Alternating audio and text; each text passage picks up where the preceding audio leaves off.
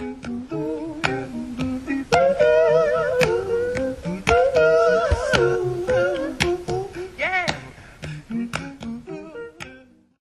the Turtle by Dr. Suess. On the faraway island of Salamasand, Yertle the Turtle was king of the pond. A nice little pond. It was clean, it was neat, the water was warm, there was plenty to eat. The turtles had everything turtles might need, and they were all happy, quite happy indeed.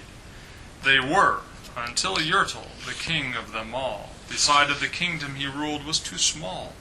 "I'm ruler," said Yertle, "of all that I see, but I don't see enough, that's the trouble with me. With this stone for a throne, I look down on my pond, but I cannot look down on the places beyond.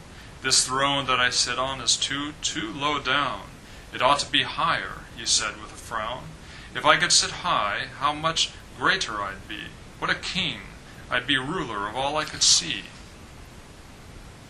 So Yertle, the turtle, king, lifted his hand, and Yertle, the turtle, king, gave a command. He ordered 9 turtles to swim to a stone, and using these turtles he built a new throne. He made each turtle stand on another one's back, and he piled them all up in a 9-turtle stack. And then Yertle climbed up. He sat down on the pile.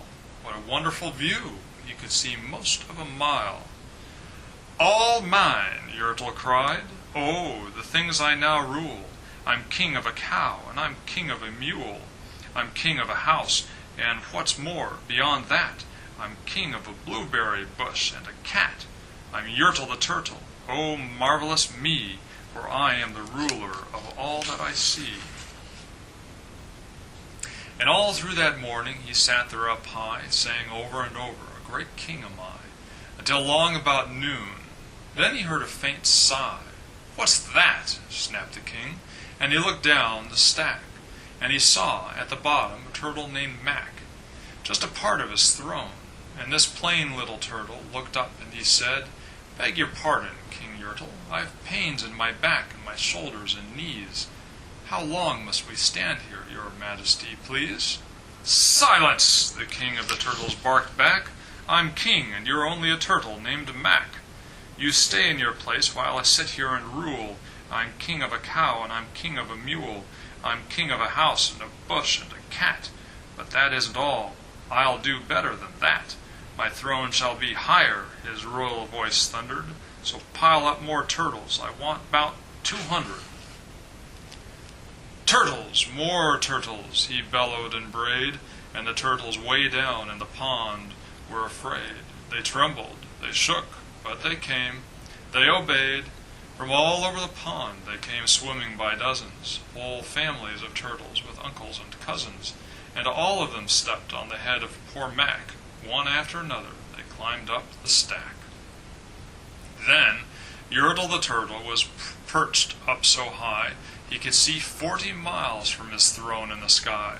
"Hooray!" shouted Yertle. "I'm king of the trees, I'm king of the birds, and I'm king of the bees.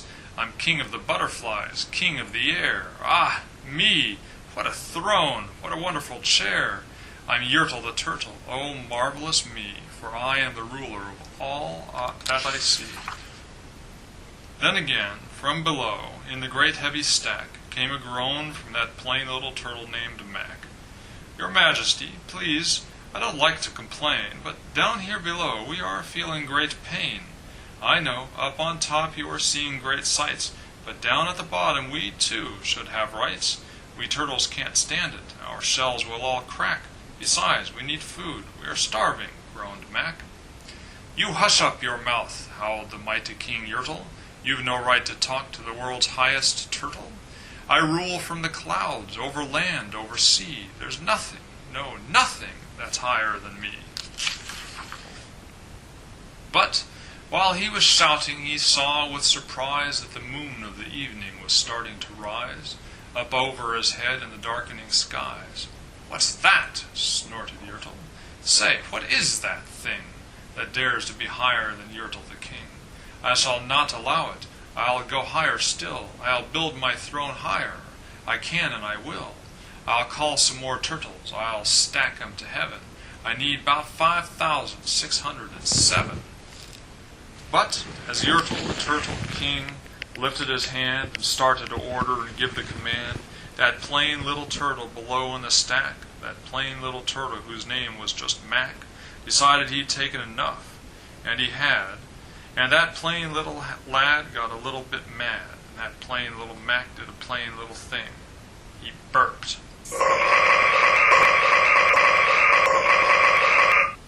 And his burp shook the throne of the king.